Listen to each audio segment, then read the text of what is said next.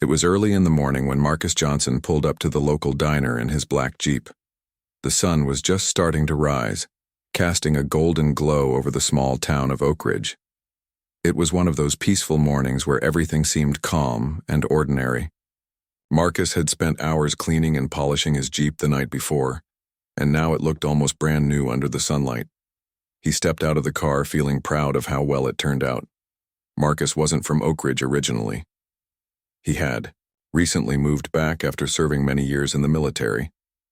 Now that he was done with service, he wanted to settle down somewhere quiet and start fresh.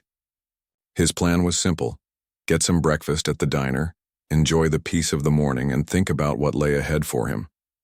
Little did he know that this day would be far from ordinary. As Marcus locked his Jeep and turned toward the entrance of the diner, two figures approached him. They were police officers, a man and a woman wearing matching uniforms. The man had short brown hair and a stern expression, while the woman had blonde hair tied neatly into a bun. Both wore badges clipped to their belts, shining faintly in the sunlight. Something about their body language made Marcus pause. They didn't look friendly. The man spoke first. "Excuse me, sir," he said, his tone sharp and demanding. "Is this your vehicle?" Marcus nodded slowly, unsure why they were asking. "Yes, it's mine. Why do you ask?" The woman stepped forward, her eyes narrowing as she examined the Jeep.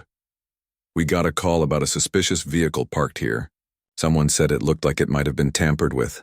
Marcus frowned. Suspicious? Tampered with?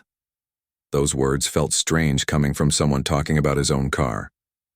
"I don't understand," he replied calmly. "What exactly seems suspicious about it?" The man smirked, crossing his arms over his chest. "Well, for starters, it looks like something out of an action movie. Military-grade stuff, maybe? You wouldn't happen to be hiding weapons or anything illegal inside, would you?" Marcus couldn't believe what he was hearing. "This is just my personal vehicle," he explained patiently.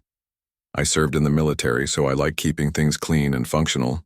But there's nothing illegal about it." The woman ignored his explanation and leaned closer to the Jeep. She pressed her hands against the hood, peering underneath as if searching for evidence. Then, without warning, she kicked the front tire, hard enough to leave a noticeable dent. Marcus flinched, his jaw tightening. What was happening here? Wasn't this supposed to be a routine check? "You can't just kick my tire like that," Marcus said firmly. "That's vandalism." But the man laughed, shaking his head. "Oh, come on, don't act so dramatic. If you've got nothing to hide, then why are you getting so worked up?" Before Marcus could respond, the woman slammed the hood shut carelessly. The sound echoed loudly in the stillness of the morning, and to Marcus's horror, he saw a crack spreading across the windshield. His heart sank. This wasn't just damage, it was disrespect. And yet, there was nothing he could do except stand there and watch. "Hey!" Marcus shouted, his voice rising despite his best efforts to stay calm. "Do you even realize what you're doing? That's my property." The man rolled his eyes, clearly unimpressed. "Relax, buddy. We're just doing our job.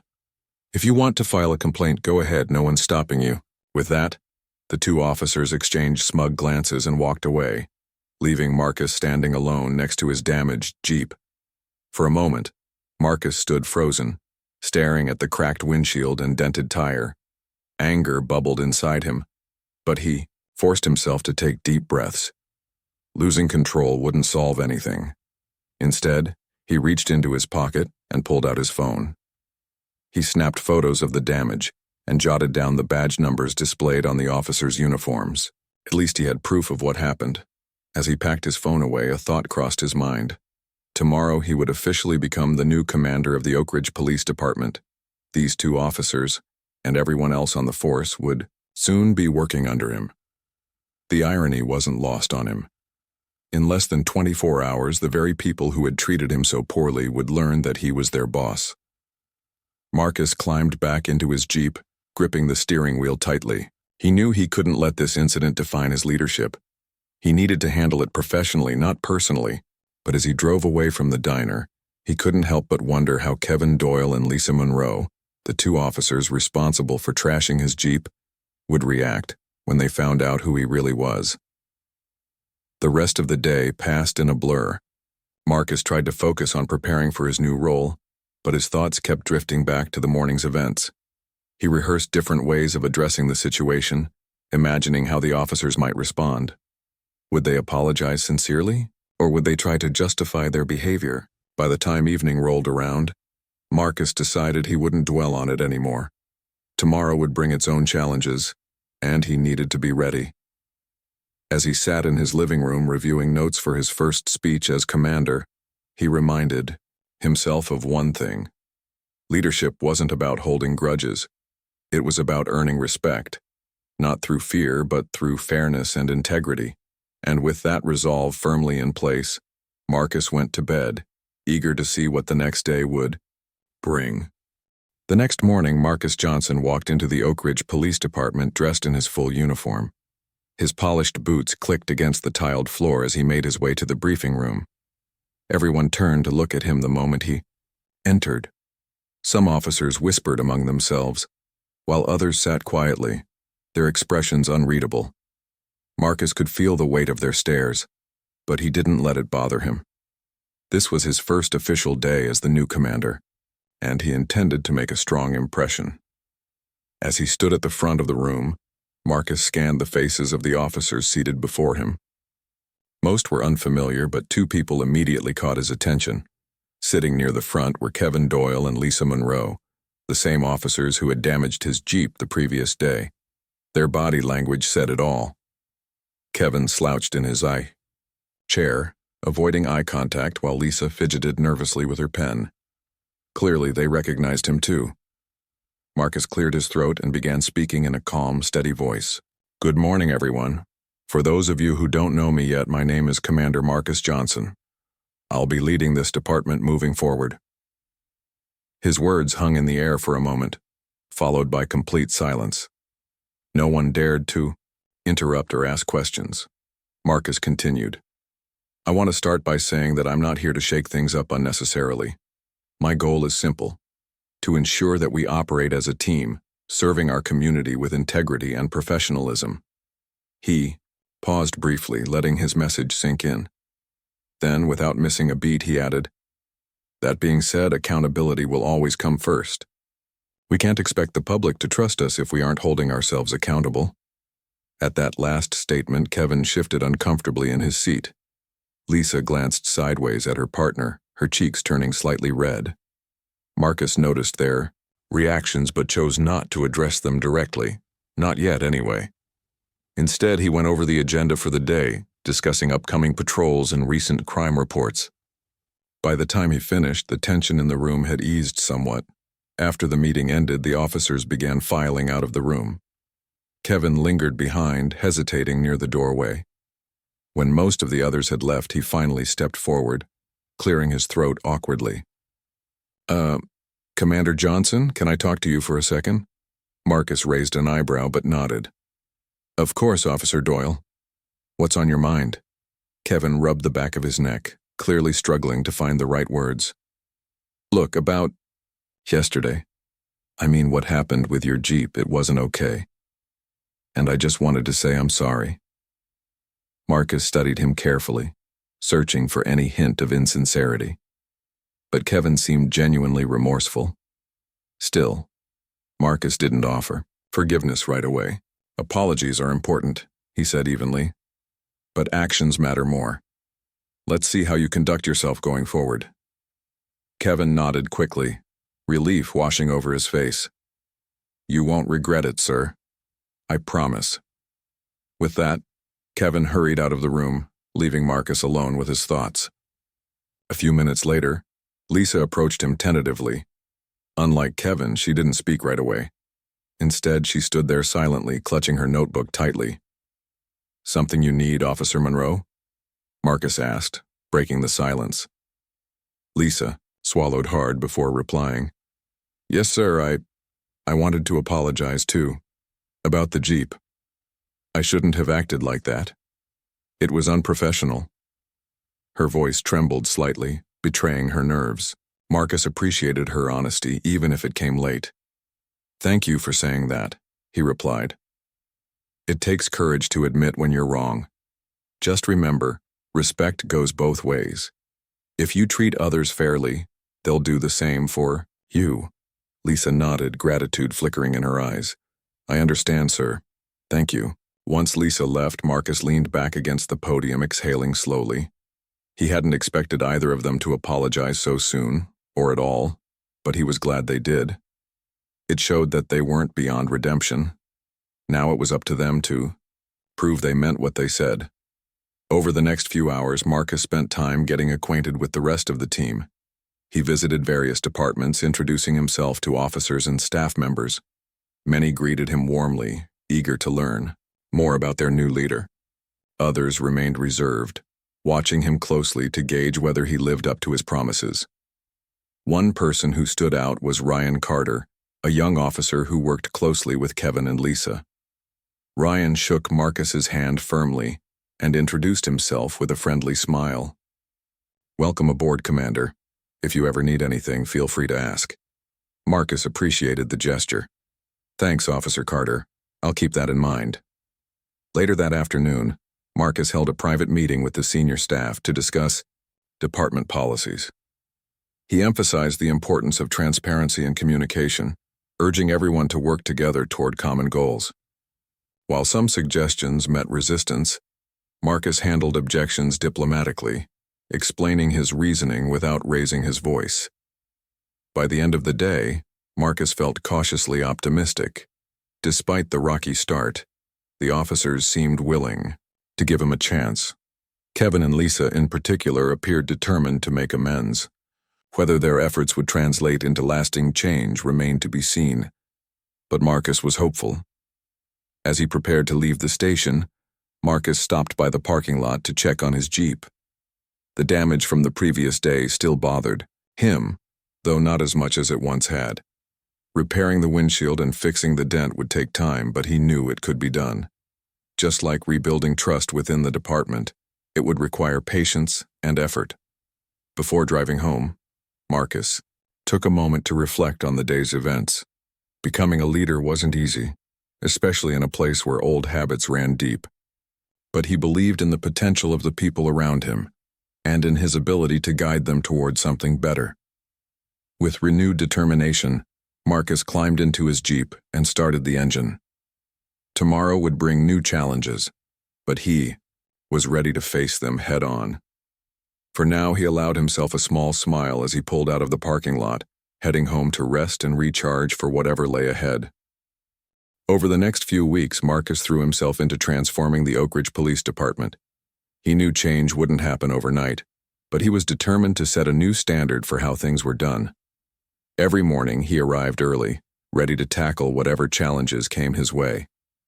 His first priority was clear: rebuilding trust, not just with the community but also within the department itself. One of Marcus's biggest initiatives was introducing stricter protocols for handling situations involving civilians. He believed that every interaction should leave people feeling respected and heard, rather than intimidated or dismissed. To make this happen, he organized weekly training sessions focused on de-escalation techniques and conflict resolution.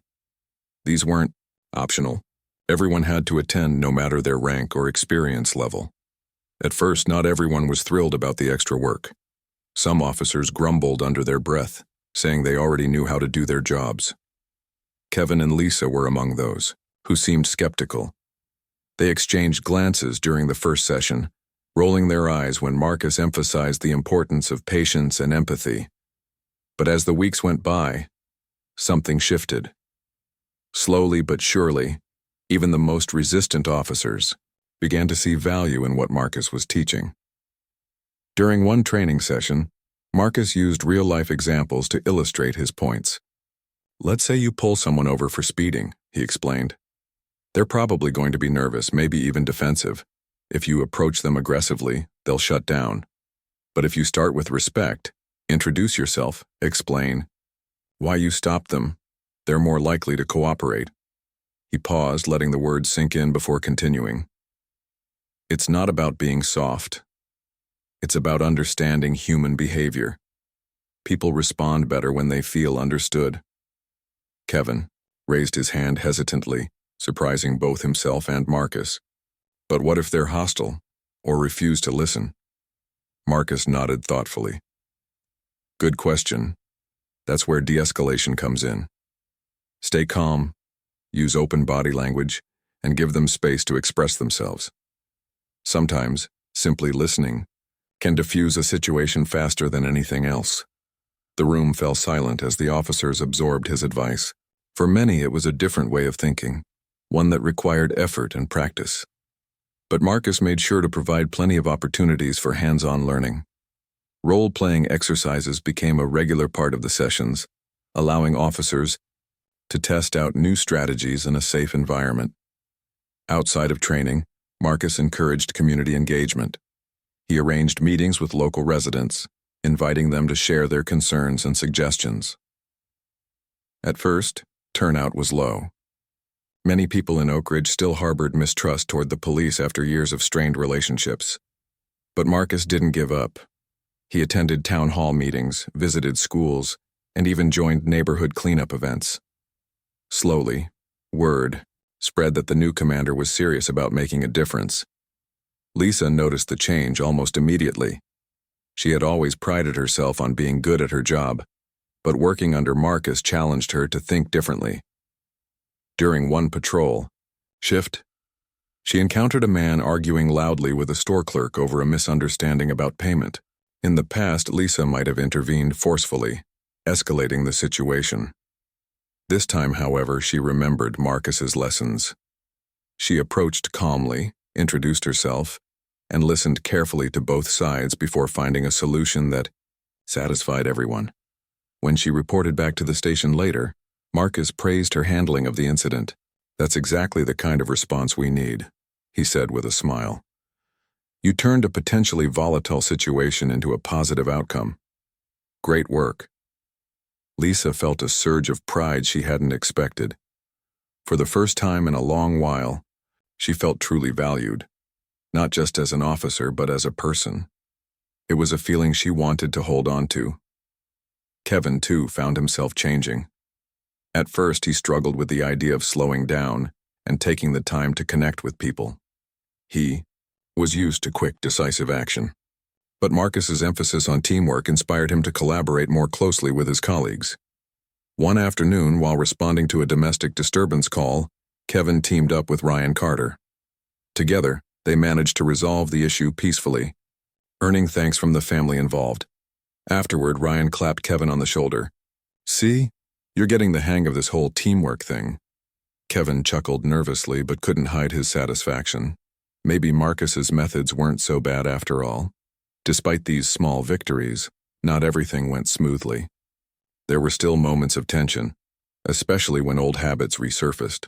Once, during a high-speed chase, an officer ignored protocol and ended up crashing into a parked car. Marcus called an emergency meeting to address the incident, reminding everyone of the importance of following procedures. Though the tone was firm, it wasn't harsh. Marcus understood that mistakes happened. He just wanted to ensure they didn't happen again. As the weeks turned into months, Marcus's influence became undeniable. Morale within the department improved significantly. Officers who had once doubted him now looked to him for guidance. Even Kevin and Lisa, who had started off on shaky ground, emerged as two of his strongest supporters. They volunteered for extra duties, took initiative in community outreach programs, and consistently applied the skills they'd learned in training. One evening, after a particularly successful community event, Marcus found himself sitting alone in his office. Papers were scattered across his desk, and the clock on the wall ticked steadily toward midnight. Despite the late hour, he felt energized. Progress was happening, slowly, yes, but it was happening. A soft knock on the door interrupted his thoughts. Looking up, he saw Lisa standing there holding a cup of coffee. "Thought you could use this, sir," she said, offering him the cup with a shy smile. Marcus accepted it gratefully. "Thanks, Officer Monroe. What brings you here so late?" Lisa hesitated for a moment before speaking. I wanted to say thank you for everything. I know I didn't make the best first impression, but you've given me and all of us a chance to grow. I really appreciate that." Her honesty touched Marcus deeply. "You've earned it," he replied sincerely. "Keep doing what you're doing, and you'll go far." With a final nod, Lisa left the office, leaving Marcus alone once again. As he sipped his coffee, he reflected on how far they'd come. Transforming a department wasn't easy, but it was worth it. With each passing day, Marcus saw glimpses of the future he envisioned, a future built on trust, respect, and unity. Tomorrow would bring its own challenges, but for now, Marcus allowed himself a moment of quiet satisfaction. Change was possible, and he was proud to be leading the charge. It had been months since Marcus Johnson took over as commander of the Oak Ridge Police Department. Things were finally starting to fall into place. Crime rates were dropping, community relations were improving, and the officers were beginning to work together like a real team. But just when it seemed like everything was running smoothly, a crisis hit the small town that would test everyone's resolve and Marcus's leadership. A series of armed robberies targeting local businesses left residents terrified. Each attack followed the same pattern. A masked suspect would break in late at night, tie up employees, and escape with cash and valuables before anyone could call for help. Despite increased patrols and stakeouts, the perpetrator remained elusive, leaving behind no clear evidence. Frustration mounted within the department, and some officers began questioning whether Marcus's new strategies were effective. One evening, Kevin Doyle and Lisa Monroe found themselves assigned to patrol the industrial district, a part of town known for its empty warehouses and minimal foot traffic. It wasn't glamorous work, but both officers knew how important it was to cover every possible area where the suspect might strike next. As they drove through the quiet streets, the only sounds came from the hum of their car engine and the occasional rustle of leaves in the wind. Around midnight, their radio crackled to life. Dispatch reported a potential break-in at an abandoned warehouse on the outskirts of town. Without hesitation, Kevin and Lisa sped toward the location, their hearts pounding with anticipation. When they arrived, the building looked dark and deserted, but something felt off. The front door was slightly ajar and faint noises echoed from inside. "Stay sharp," Kevin whispered as they stepped out of the car, drawing their weapons. Lisa nodded, her flashlight cutting through the darkness as they cautiously entered the warehouse. The air smelled musty, and the floor creaked under their boots with each step. Every shadow seemed to move, playing tricks on their nerves. Suddenly, a figure emerged from behind a stack of crates. It was the suspect, wearing a ski mask and clutching a handgun.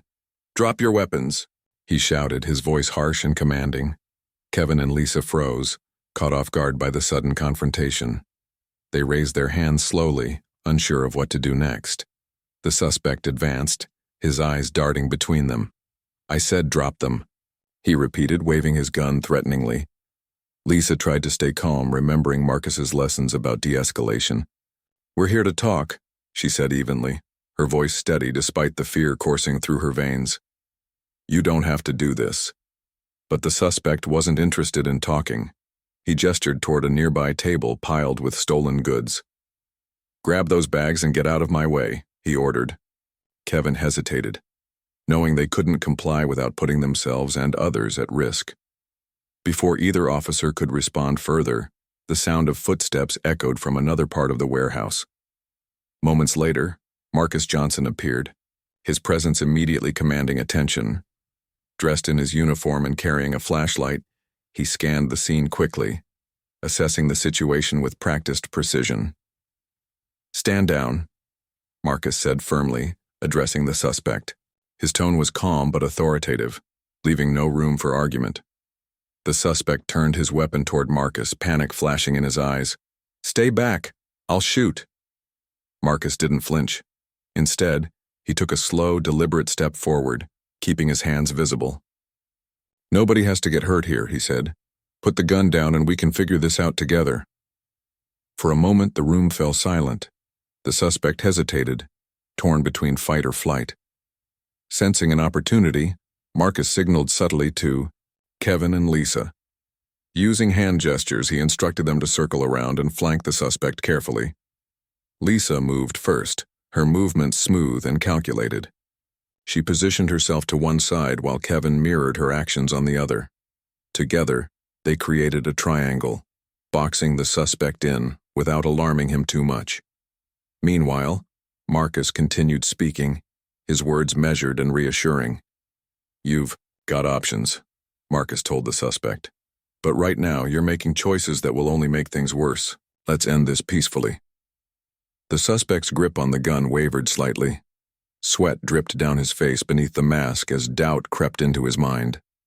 Finally, after what felt like an eternity, he lowered the weapon and dropped it to the ground. Kevin rushed forward to secure him, cuffing his hands behind his back while Lisa retrieved the gun. Once the suspect was subdued, Marcus let out a breath he hadn't realized he'd been holding. He turned to Kevin and Lisa, who were visibly shaken but unharmed. "Good job," he said simply, his expression softening. "You handled yourselves well."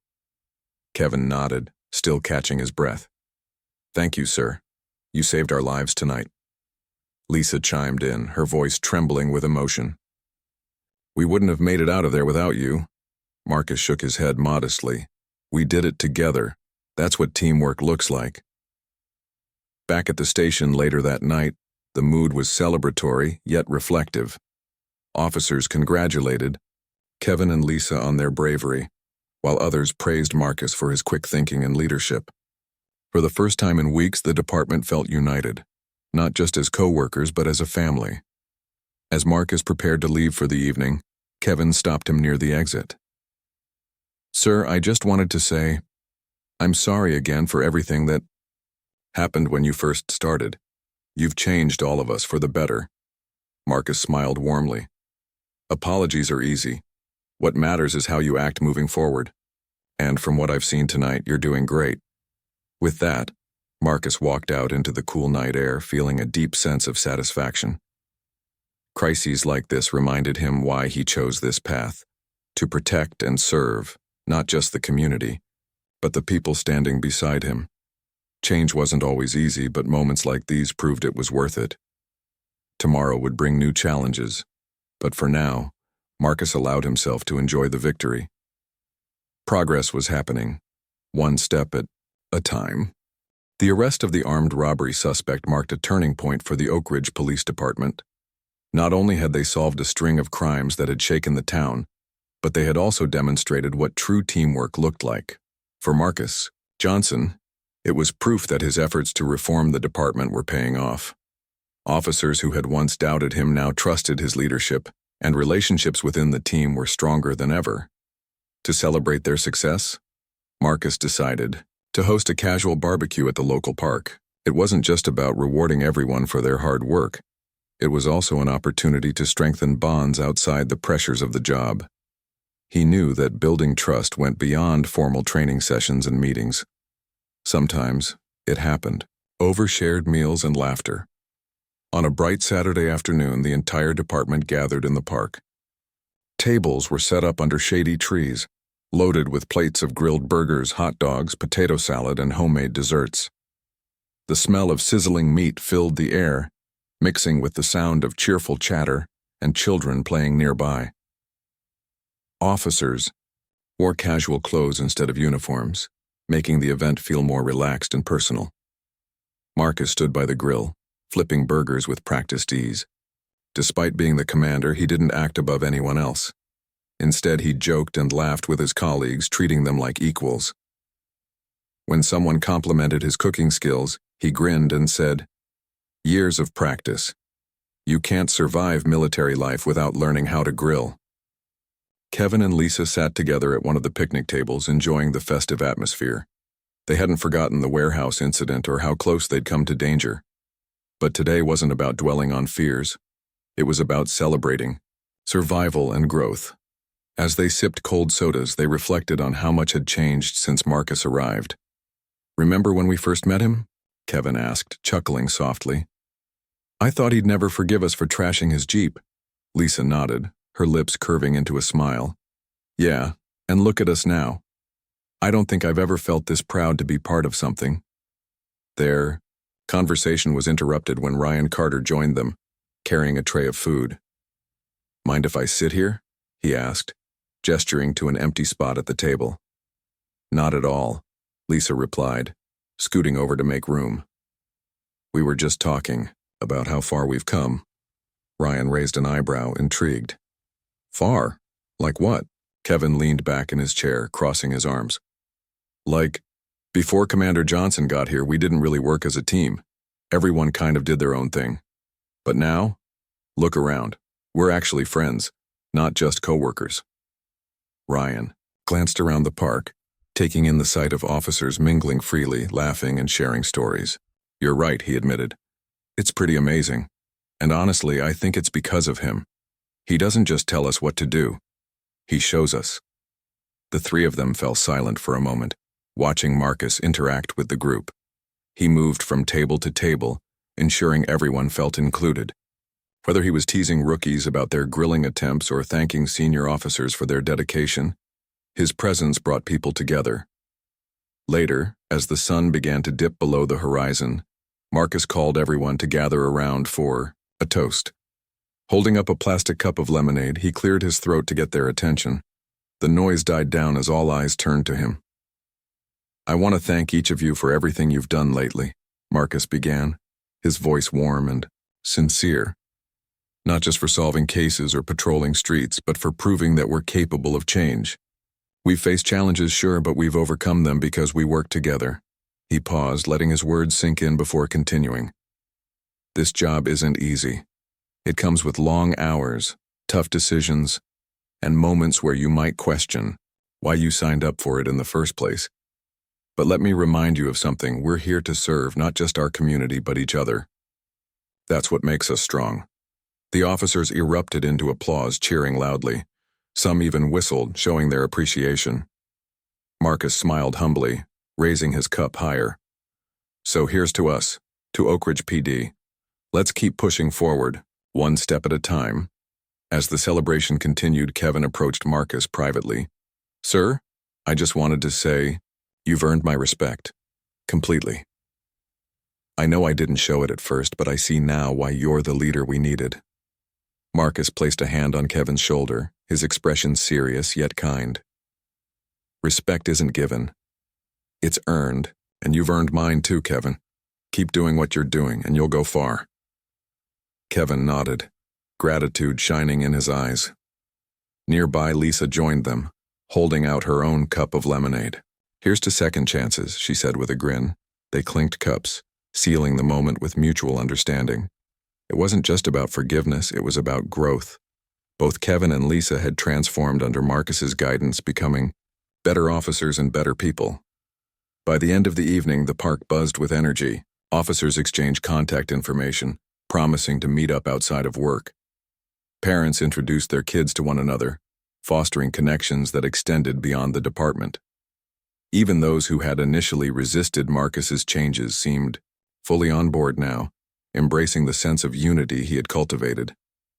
As Marcus packed up leftover food and cleaned up the area, he couldn't help but feel a deep sense of pride. This wasn't just a team anymore, it was a family.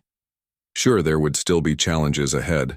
No amount of training or bonding could eliminate the difficulties of police work entirely. But Marcus believed they could handle anything as long as they stuck together. Driving home later that night, Marcus replayed the day's events in his mind. From the laughter at the park to the heartfelt conversations, every moment reinforced his belief in the power of leadership and trust. He had started this journey hoping to make a difference, and now he could see that difference clearly. Tomorrow would bring new responsibilities, new cases, and new opportunities to lead. But for tonight, Marcus allowed himself to relax, knowing he had built something special. The Oak Ridge Police Department wasn't perfect, but it was moving in the right direction. And that was enough. Months passed since the barbecue celebration, and life in Oak Ridge settled into a rhythm of steady progress. Under Marcus Johnson's leadership, the police department continued to thrive. Crime rates remained low, community relations improved dramatically, and the officers worked together like a well-oiled machine. But for Marcus, the journey wasn't just about results.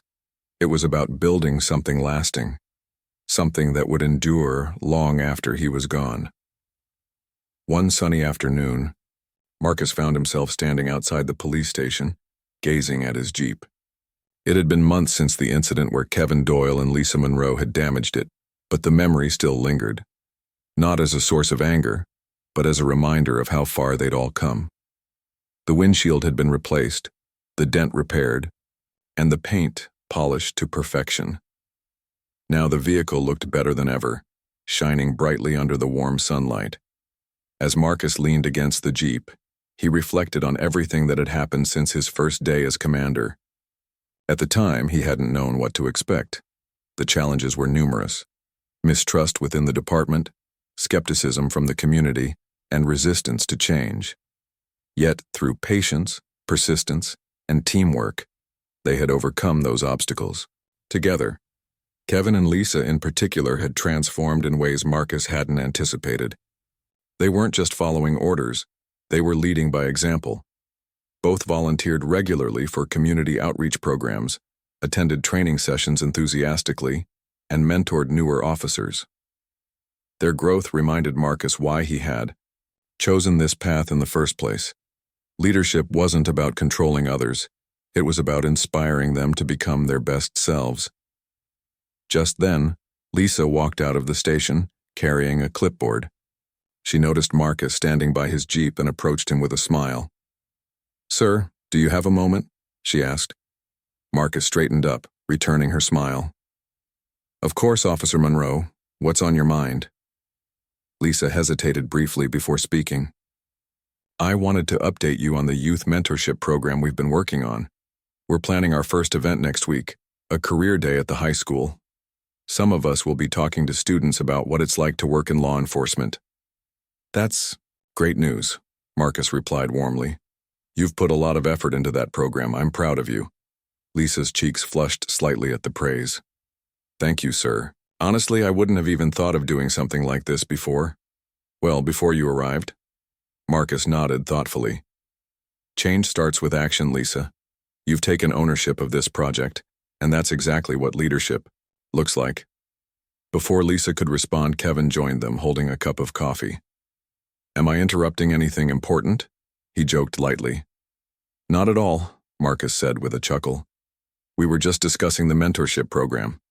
Have you heard about it?" Kevin nodded. "Yeah, Lisa filled me in. Sounds like a good idea. Maybe I'll tag along too, share my war stories." The three of them shared a laugh, the camaraderie between them evident. It was moments like these that made Marcus realize how much the department had changed. These officers weren't just colleagues anymore. They were friends who supported one another. Later that day, Marcus spent time reviewing reports and planning future initiatives. He knew there was always room for improvement, no matter how successful things seemed. One of his upcoming goals was to expand the department's focus on mental health resources, both for officers and the community. Stress and trauma were realities of the job, and addressing them openly could make a world